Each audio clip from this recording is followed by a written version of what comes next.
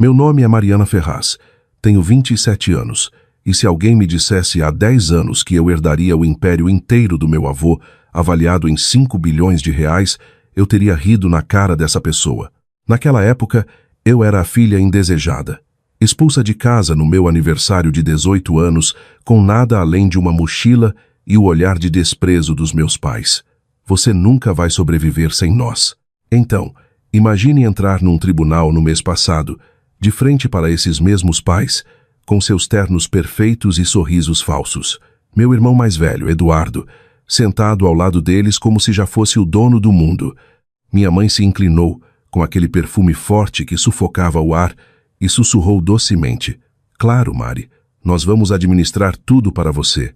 Meu pai concordou com um aceno arrogante, como se a minha vida, o meu futuro e os 5 bilhões já estivessem nas mãos deles. Mas quando o juiz virou a página seguinte do testamento, os sorrisos deles congelaram e, em seguida, se despedaçaram. Eu cresci numa daquelas casas em um condomínio de luxo onde as aparências importavam mais do que o amor. Meus pais, Ricardo e Diana Ferraz, não eram pobres, muito longe disso. Meu pai era diretor regional de uma grande empresa de logística em São Paulo. Minha mãe era o tipo de mulher que vivia para os chás da tarde no clube e para as fofocas da alta sociedade.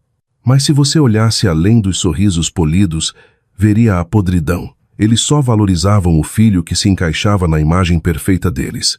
E esse filho era o meu irmão, Eduardo. Ele era o garoto de ouro, estudante de medicina, estrela do time de tênis do clube, aquele que meus pais exibiam nos jantares. Cada vitória dele era motivo de festa na família. Quando Eduardo passou no vestibular que tanto queria, meu pai abriu champanhe. Quando eu escrevi um conto que ganhou um concurso literário local, minha mãe deu de ombros e disse: "Que bonitinho, mas isso não vai pagar suas contas." Não é que eu fosse rebelde. Eu não fugia de casa nem quebrava as regras. Eu simplesmente não me encaixava no molde deles. Eu gostava mais de arte do que de esportes, mais de livros do que de carros importados, mais de noites tranquilas do que de festas badaladas. Por causa disso, fui rotulada como difícil. Quando perguntei por que o Eduardo ganhou um SUV 0 km aos 18 anos enquanto eu me virava, pegando ônibus ou carona com amigos, a mandíbula do meu pai travou. "A vida não é justa, Mariana. Aprenda o seu lugar." Quando eu fiz 17 anos, a tensão em casa já era insuportável. Cada jantar se tornava um julgamento. Minha mãe revirava os olhos sempre que eu pedia um mínimo de igualdade. Eduardo dava aquele sorriso cínico do outro lado da mesa, girando a chave do carro novo no dedo, aquecendo-se no brilho de ser intocável. E meu pai? Meu pai apenas olhava para mim como se eu fosse um problema do qual ele mal podia esperar para se livrar. Nunca vou esquecer a noite em que ele se inclinou para a frente, com a voz baixa e cortante. "Se você ainda estiver vivendo debaixo deste teto aos 18, você é um fracasso." As palavras cortaram mais fundo do que um tapa. Eu ri na hora, porque o que mais eu poderia fazer?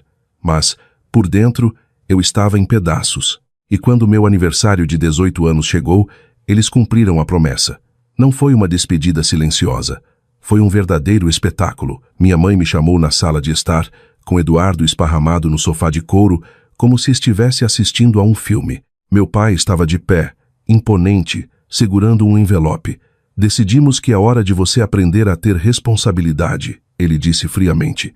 "Sem mais mesada, sem mais apoio. Você está por conta própria." O envelope não tinha nada.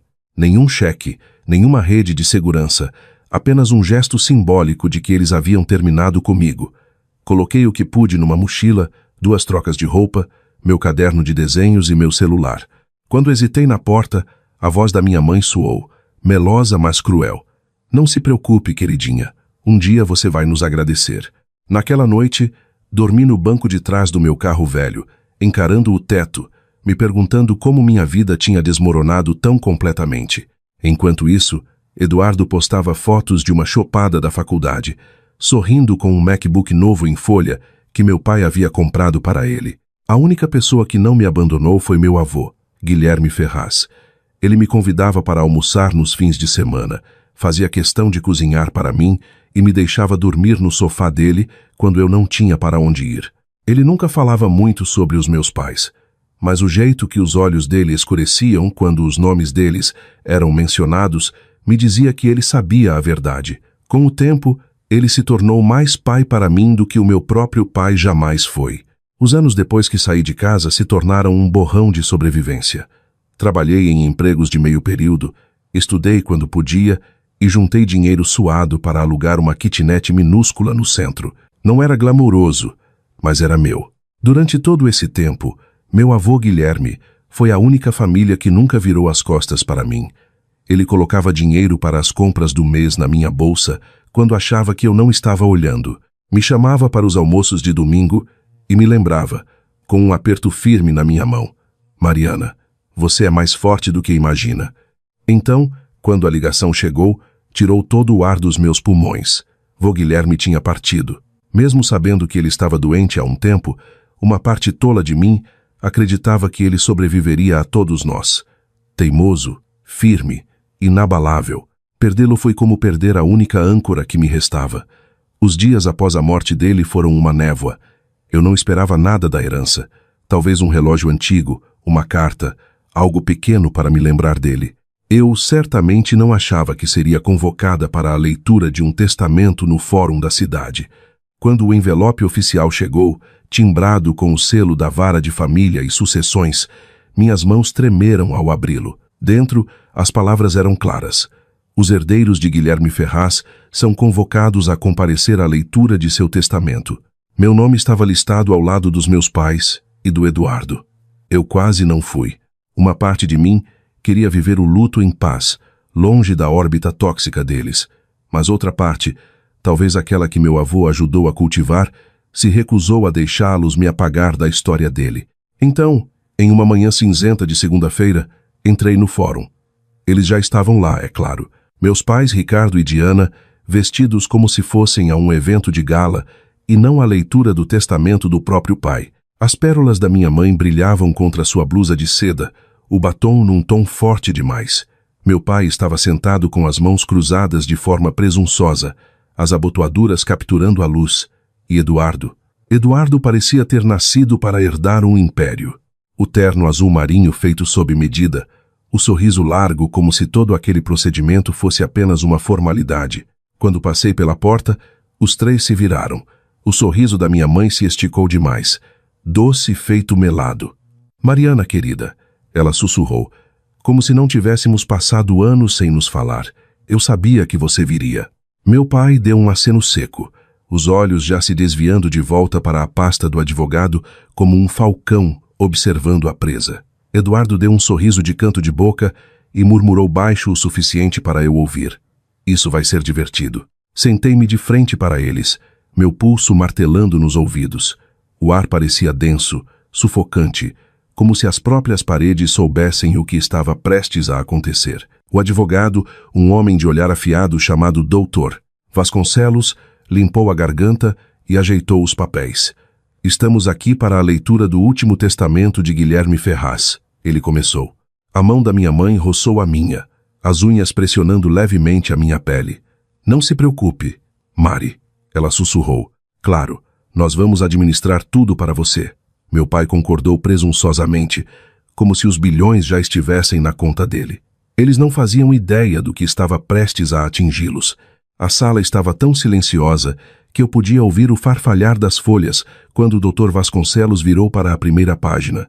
Meus pais se inclinaram para a frente. Eduardo se recostou como um rei, aguardando sua coroa, e eu agarrei a beirada da cadeira até meus nós dos dedos ficarem brancos. Este é o último testamento de Guilherme Ferraz. O advogado começou, com a voz firme, datado e reconhecido em cartório 1 ano antes de seu falecimento. Minha mãe suspirou alto, como se tivesse ensaiado. Ela olhou para Eduardo, depois para mim com um sorriso condescendente. Meu pai apoiou a mão no joelho, arrogante e seguro. Eu quase podia ouvir o roteiro que eles haviam escrito na cabeça. Eduardo herda a fortuna, eles administram juntos, e eu desapareço na irrelevância.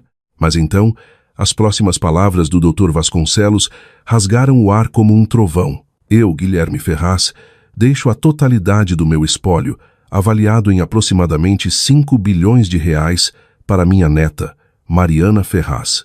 O tempo parou. Juro que o relógio na parede ficou em silêncio. Por uma batida do coração, ninguém se moveu. Meus pais congelaram no meio do sorriso, seus rostos rachando como máscaras de porcelana. O queixo de Eduardo caiu, e depois se fechou com um clique audível. Eu pisquei, certa de que tinha ouvido mal. 5 bilhões. Para mim. Meu pulso trovejou tão alto que mal registrei o advogado continuando. É meu desejo expresso, leu o Dr. Vasconcelos, que este patrimônio seja deixado em sua posse exclusiva, sem tutores, sem curadores e sem administração condicional. Mariana Ferraz deverá ter controle total dos ativos, propriedades e participações com efeito imediato. O silêncio que se seguiu foi ensurdecedor. Então, como abutres percebendo que sua presa havia voado de suas garras, minha família se desesperou. A voz da minha mãe disparou primeiro, estridente, mas coberta de açúcar. Bem, claro que faz sentido, disse ela, batendo palmas levemente. Mariana sempre foi muito apegada ao avô. Naturalmente, ela vai precisar da nossa orientação, não é, Ricardo? Meu pai se endireitou, concordando rapidamente, o sorriso tenso. Sim, claro. 5 bilhões é. Bem, é uma responsabilidade enorme para alguém tão jovem, tão inexperiente. Nós vamos intervir, administrar os investimentos, supervisionar os imóveis, proteger você de cometer erros. Eduardo riu baixinho, um som frio e afiado. Não me leve a mal, Mari, mas você nunca foi exatamente o exemplo de responsabilidade. Lembra quando estourou o limite daquele cartãozinho de crédito no primeiro ano da faculdade? Multiplique isso por 5 bilhões. É um desastre, esperando para acontecer. Fiquei paralisada, cada palavra me chicoteando. A arrogância deles era inacreditável. Mesmo ali, mesmo agora, depois que meu avô havia confiado tudo a mim, eles não conseguiam me ver como alguém capaz. Para eles, eu ainda era a fraca, a descartável. O Dr. Vasconcelos limpou a garganta. Para esclarecer, ele disse com firmeza. O Sr. Ferraz especificou que o espólio pertence exclusivamente a Mariana Ferraz. Sem tutores, sem supervisão familiar, sem gestão compartilhada. As instruções dele são explícitas. A mandíbula do meu pai travou. Ele forçou uma risadinha. Nós entendemos. Só estamos preocupados com o bem-estar dela. Você entende e não entende, Mariana.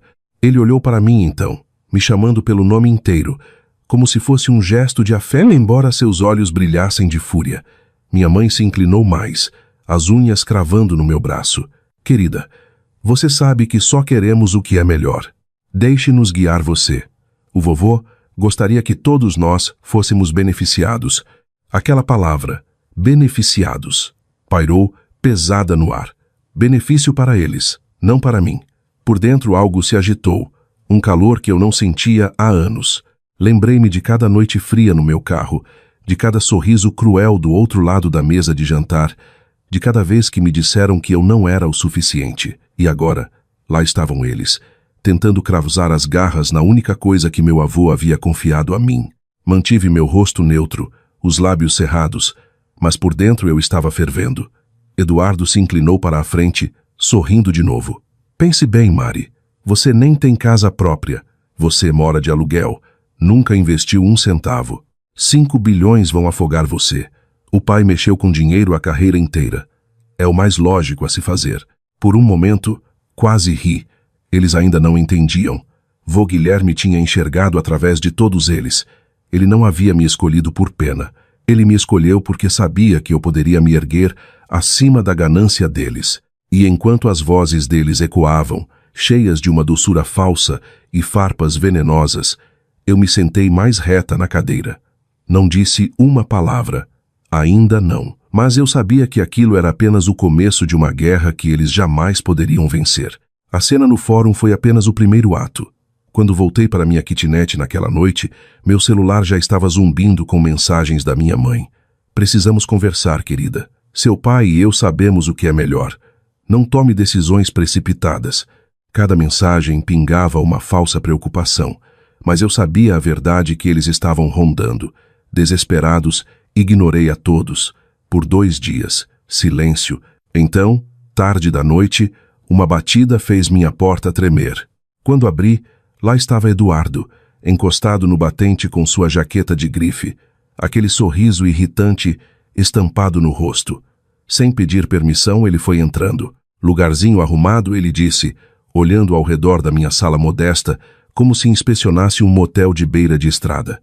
Mas vamos ser honestos, Mari. Isso não serve mais. 5 bilhões. E você morando aqui? Que vergonha. Cruzei os braços. O que você quer, Eduardo? Ele se jogou no meu sofá, esticando-se como se fosse o dono. Simples. Estou aqui para garantir que você não passe vergonha. Você viveu na miséria por tanto tempo que nem percebe o que tem nas mãos. O pai entende de investimentos. A mãe conhece as pessoas certas. E eu? Eu tenho visão, estilo.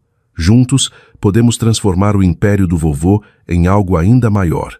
Mas só se você parar de ser teimosa. As palavras dele doeram, não porque fossem verdadeiras, mas porque ecoavam cada insulto que eu já tinha ouvido em casa. Miserável, teimosa, incompetente. Ele tinha decorado o roteiro deles. Eu não preciso da sua ajuda, eu disse com firmeza. O avô deixou para mim. Não para você, não para eles. Para mim. Pela primeira vez, o sorriso dele vacilou. Ele tentou disfarçar com uma risada, mas vi o brilho de pânico em seus olhos. Você realmente acha que consegue lidar com isso sozinha? Seja inteligente, Mari. Passe isso para nós antes que você se afogue. Eu mostrei a porta para ele, mas Eduardo não foi o único. No dia seguinte, minha mãe apareceu, sem bater, apenas entrando como se ainda fosse dona da minha vida. Ela sentou na ponta da cadeira, alisando a saia, com a voz carregada de mel. Querida, você sempre foi tão sensível. Esse dinheiro, isso pode arruinar você. Deixe que nós carreguemos esse fardo. Eu olhei para ela, lembrando da noite em que ela sorriu enquanto me expulsava de casa. As unhas dela cravaram levemente no meu braço agora, assim como no tribunal. Pense nisso como um esforço em família, ela sussurrou. O vovô gostaria que todos nós fôssemos beneficiados. Beneficiados, a mesma palavra, envenenada. Quando ela finalmente saiu, tranquei a porta e sentei no silêncio, com o peito apertado. Por um momento, a dúvida sussurrou. Talvez eles estejam certos. Talvez eu não seja forte o suficiente. Mas então, imaginei os olhos serenos do meu avô. O jeito como ele costumava me dizer, você pensa antes de falar. Isso não é fraqueza, isso é força. Naquela noite, tomei uma decisão. Chega de jogar na defesa. A partir de agora, eu documentaria cada palavra, cada ameaça, cada tentativa de me manipular. Se eles queriam uma guerra, eu estaria pronta. E no fundo, eu sabia que isso era apenas o começo. Eu achava que os sussurros e as viagens de culpa eram ruins, mas nada me preparou para a traição escancarada. Começou com um telefonema. Eu estava no trabalho quando meu celular tocou. Era o Dr. Vasconcelos. O tom dele era tenso. Urgente. Mariana, preciso perguntar. Você autorizou alguém a acessar as contas do espólio? Meu estômago afundou. Não. Por quê? Ele suspirou. Alguém se apresentou no banco como seu representante. Tentaram sacar fundos. Felizmente, as estipulações no testamento do seu avô bloquearam a tentativa no sistema. O banco recusou. Mas, Mariana, eles foram muito insistentes. Eu não precisava perguntar quem era. Eu podia visualizar perfeitamente. A voz severa do meu pai, o sorriso doce da minha mãe, a arrogância de Eduardo, todos tecendo uma mentira para reivindicar o que não era deles. Naquela noite, dirigi até a rua da casa deles. As luzes brilhavam calorosamente, o jardim impecável como sempre. 2 carros importados parados na garagem, como se nada tivesse mudado. Mas para mim, aquela visão era puro veneno. Eles não eram apenas manipuladores agora, eram ladrões. E como se não bastasse, a campanha de difamação começou. Círculos da alta sociedade e grupos de WhatsApp vivem de fofoca. E meus pais sabiam muito bem disso. De repente, as pessoas na padaria do bairro me olhavam diferente. A caixa que antes sorria agora resmungava. Deve ser bom viver do dinheiro de um velho. No posto de gasolina ouvi sussurros. Ela roubou do próprio irmão. Aquela fortuna não era para ela. Até os meus poucos amigos se afastaram. As ligações pararam. Os convites sumiram. A narrativa estava se espalhando. Eu era a gananciosa, a indigna, a fraude. Uma noite, sentada sozinha na mesa da minha cozinha, O peso de tudo aquilo me esmagou. Eu tinha o dinheiro, sim, mas parecia uma armadilha. Se eu o usasse, alimentaria a história deles. Se ficasse quieta, me afogaria em silêncio. Pela primeira vez desde a leitura do testamento, me perguntei se talvez eles estivessem certos, se talvez eu não fosse forte o suficiente. Minha mão deslizou para uma gaveta. Lá dentro, enfiado sob recibos velhos e uma caneta sem tinta, estava um envelope que eu quase tinha esquecido. Era do meu aniversário de 21 anos. Meu avô tinha me entregado aquilo com um sorriso cúmplice, dizendo: "Um dia você vai entender." Com as mãos trêmulas, abri o envelope. A carta lá dentro estava escrita com a caligrafia firme, embora levemente trêmula, dele: "Mariana, se você está lendo isso, espero que já tenha aprendido que o mundo não dá, ele toma. Não deixe que eles tomem de você. Você é mais forte do que imagina, e um dia terá que provar isso. Quando esse momento chegar, não recue. Mantenha a cabeça erguida. Eles só podem roubar de você se você entregar nas mãos deles." Lágrimas embaçaram minha visão enquanto eu lia aquelas palavras de novo e de novo, até que queimassem na minha mente. Meu avô sabia. Ele tinha enxergado através deles muito antes de mim, e ele confiou a mim, não a eles. A tarefa de me erguer acima de tudo aquilo. Dobrei a carta com cuidado, coloquei de volta no envelope e senti algo mudar dentro de mim. O medo não desapareceu, mas endureceu em determinação. Eles queriam jogar sujo? Ótimo! Eu ia parar de reagir e começar a me preparar. Isso não era mais sobre sobrevivência. Era guerra. A carta mudou tudo. Pela primeira vez senti a presença do meu avô não apenas como uma lembrança, mas como um guia. As palavras dele acenderam um fogo em mim. Não recue. Mantenha a cabeça erguida. Comecei a me preparar de forma silenciosa e metódica. O primeiro passo foi encontrar alguém em quem eu pudesse confiar para lidar com a parte financeira. Não um consultor engravatado ligado ao mundo do meu pai, mas alguém pé no chão e meticuloso. Através da recomendação de um colega, conheci Roberto Alves, um homem grisalho de olhar calmo, com um bloco de notas amarelo sempre debaixo do braço. Ele não bajulou os bilhões, nem tentou me impressionar com jargões difíceis. Em vez disso, fez perguntas cuidadosas. O que você quer que esse dinheiro signifique? Quais são os seus objetivos? Os seus medos? Ele ouviu sem julgar. Confessei que tinha pavor de me afogar sob o peso daquilo tudo. Quando nossa primeira reunião terminou, ele deslizou um plano simples pela mesa. "Você é muito mais capaz do que pensa, Mariana," ele disse, apertando minha mão com firmeza. Só precisava de alguém para confirmar isso. Naquela noite, dormi melhor do que em semanas. Com a ajuda de Roberto, dei passos pequenos e deliberados. Comprei uma casa modesta, não uma mansão, apenas um lugar tranquilo onde ninguém pudesse me expulsar. Caminhando por aqueles cômodos vazios, sussurrei para mim mesma: "Isso é meu, verdadeiramente meu." Mas eu sabia que dinheiro sozinho não me protegeria. Meus pais eram implacáveis, e a fofoca era a arma deles. Então, decidi revidar do jeito que meu avô teria feito, construindo respeito. Entrei para a diretoria de uma ONG que ele apoiava no passado. No começo, fiquei nervosa, com os sussurros de herdeira indigna ainda me perseguindo. Mas, aos poucos, as pessoas começaram a me ver como mais do que apenas uma manchete de jornal. Eles se lembravam da integridade de Guilherme Ferraz e, por extensão, começaram a me respeitar. Então veio o ponto de virada. Em uma dessas reuniões de diretoria, fui apresentada a Dr. Daniel Montenegro, um advogado aposentado na casa dos 50 anos, com um olhar aguçado e uma presença calma e imponente. Quando soube que eu era neta de Guilherme, sua expressão suavizou. "Seu avô era um homem raro," ele disse, apertando minha mão. "Ele sempre falava muito bem de você." Tomando um café uma semana depois, Daniel se inclinou e baixou a voz. "Você deve saber que seu avô antecipou que haveria problemas após a partida dele. Ele colocou certas proteções em prática." Minha respiração falhou. "Proteções?" Daniel assentiu, deslizando uma pasta surrada pela mesa. Dentro, havia documentos que eu nunca tinha visto, cláusulas restritivas inquebráveis, estipulações registradas em cartório. Se seus pais tentarem interferir ou se apresentarem como seus representantes, eles são automaticamente deserdados de qualquer futura reivindicação. Não apenas moralmente, Mariana. Legalmente. Ele blindou você. Encarei os papéis, com o peito apertado.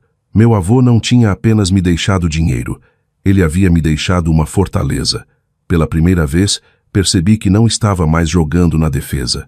Eu tinha vantagem, provas, munição. Daniel encostou-se na cadeira, com a voz calma, mas firme. Eles acham que você é fraca.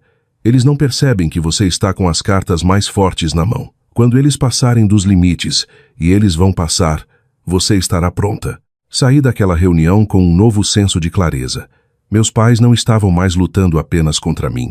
Eles estavam lutando contra a visão de futuro do meu avô, meus aliados e minha determinação. A guerra não tinha acabado, mas, pela primeira vez, eu senti que poderia vencer. Eu deveria saber que estava por vir.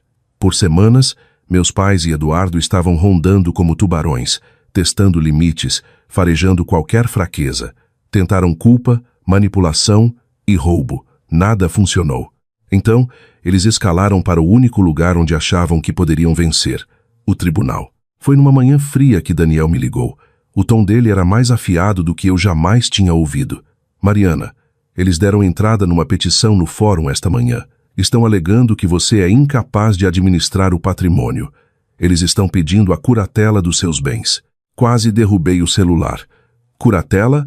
Interdição? Eu tenho 27 anos. Esse é o ângulo deles, Daniel disse, de forma sombria. Eles vão argumentar que você é inexperiente, instável, incapaz. Mas lembre-se, nós nos preparamos para isso. A audiência foi marcada para a semana seguinte. Os dias que a antecederam pareceram arame farpado. Toda vez que eu saía de casa, sentia o peso dos sussurros. Os vizinhos me olhavam com uma mistura de pena e suspeita. Meus pais tinham trabalhado duro para envenenar o poço. Quando entrei no tribunal, minhas mãos tremiam. Vesti um terninho azul marinho simples, nada chamativo. Queria parecer competente, firme. Do outro lado do corredor, meus pais e Eduardo estavam sentados juntos, flanqueando uns aos outros como soldados. O sorriso da minha mãe era puramente falso. A mandíbula do meu pai estava tensa, com uma expectativa arrogante. Eduardo praticamente brilhava de prepotência.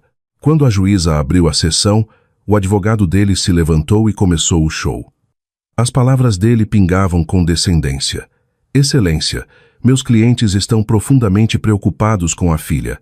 Embora sofram com a perda de Guilherme Ferraz, eles não podem ignorar o risco de entregar um patrimônio de 5 bilhões de reais a alguém tão inexperiente e impulsiva quanto Mariana. Ela não tem histórico de gestão financeira, não possuía bens próprios antes dessa herança e tem um histórico de péssimas tomadas de decisão. É apenas lógico que seus pais, adultos bem-sucedidos e estabelecidos, intervenham para salvaguardar o espólio. Eduardo balançava a cabeça solenemente a cada frase, como se estivesse ensaiado. Minha mãe secava os olhos com um lenço, fingindo emoção. Meu pai olhava diretamente para a juíza, projetando seriedade. Era puro teatro, e eles achavam que a plateia ia comprar a ideia. Então Daniel se levantou. Ele não teve pressa. A voz dele era calma, deliberada. Excelência, este caso não é sobre competência, é sobre ganância. Ele expôs as evidências, uma por uma, cada peça como um golpe de marreta, a tentativa de fraude no banco, prints de WhatsApp do Eduardo, pingando arrogância, zombando da minha capacidade de lidar com o dinheiro, e-mails dos meus pais propondo que eu compartilhasse a herança, desviando ativos para as contas deles, as estipulações no testamento do meu avô, cláusulas inquebráveis, registradas em cartório, explícitas de que ninguém além de mim deveria administrar o espólio. O tribunal foi ficando mais silencioso a cada revelação. Meus pais se remexiam nas cadeiras, a confiança deles rachando. A arrogância de Eduardo vacilou quando Daniel projetou uma das mensagens dele na tela. Você vai se afogar nesses 5 bilhões, Mari. Melhor deixar o pai assumir. Então, Daniel deu o golpe final. Ele ergueu um caderno de couro gasto, com as bordas desfiadas pelo uso. Isto foi confiado a mim pelo próprio Guilherme Ferraz. Aqui dentro estão suas anotações manuscritas, suas preocupações, sua visão do futuro. Ele previu exatamente esta situação. Permita-me ler um trecho.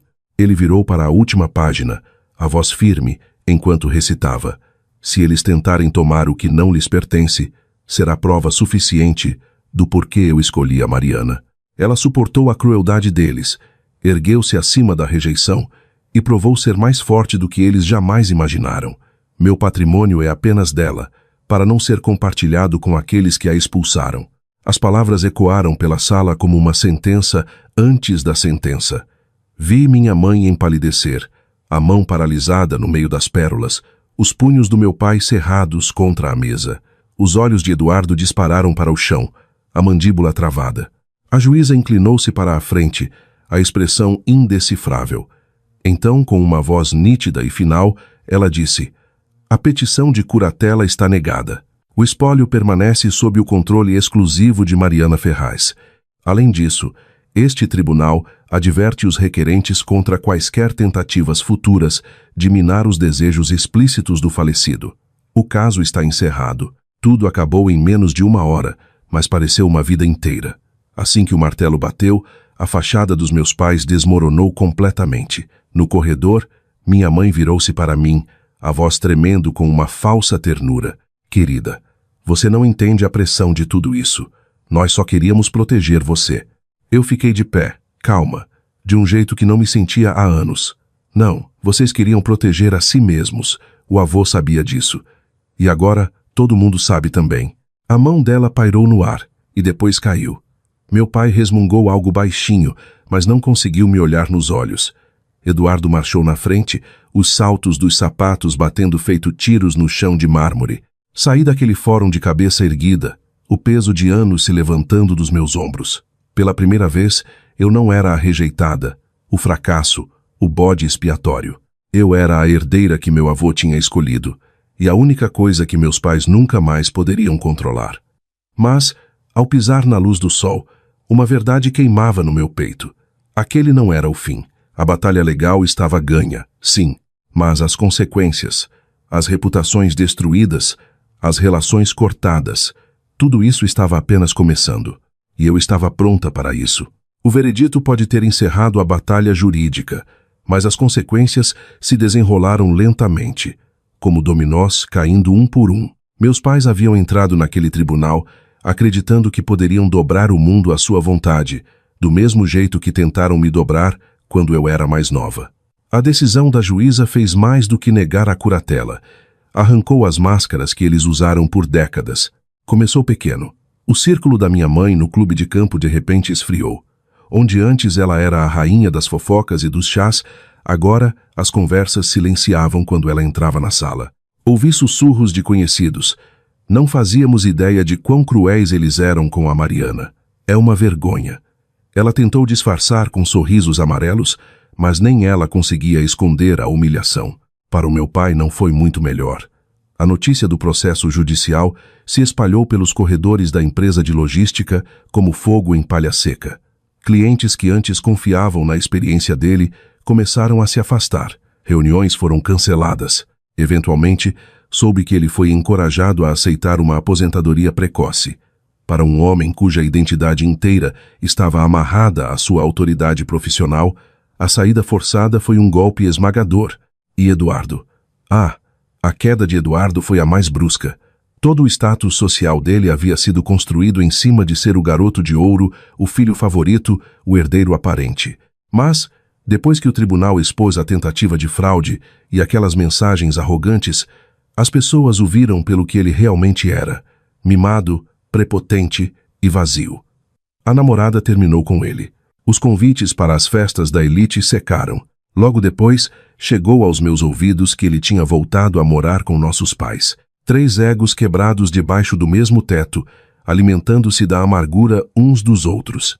Enquanto isso, o meu mundo se expandiu de maneiras que eu nunca ousei imaginar. Mergulhei no trabalho e nas causas com as quais meu avô se importava. A ONG cresceu e comecei a assumir um papel de liderança. Pela primeira vez, as pessoas procuravam ouvir a minha voz, não para descartá-la, mas para escutar de verdade. Respeito. Não um respeito forçado ou condicional. Respeito real. Investi com cuidado, seguindo o plano firme de Roberto. Minha casa se tornou mais do que um abrigo. Tornou-se a prova de que ninguém jamais poderia me jogar na rua de novo. Cada vez que eu girava a chave na fechadura, lembrava-me de quão longe eu havia chegado. Mas o momento mais poderoso aconteceu de forma silenciosa. Uma noite, dirigi até a casa dos meus pais, a mesma mansão no condomínio de onde eu havia sido exilada no meu aniversário de 18 anos.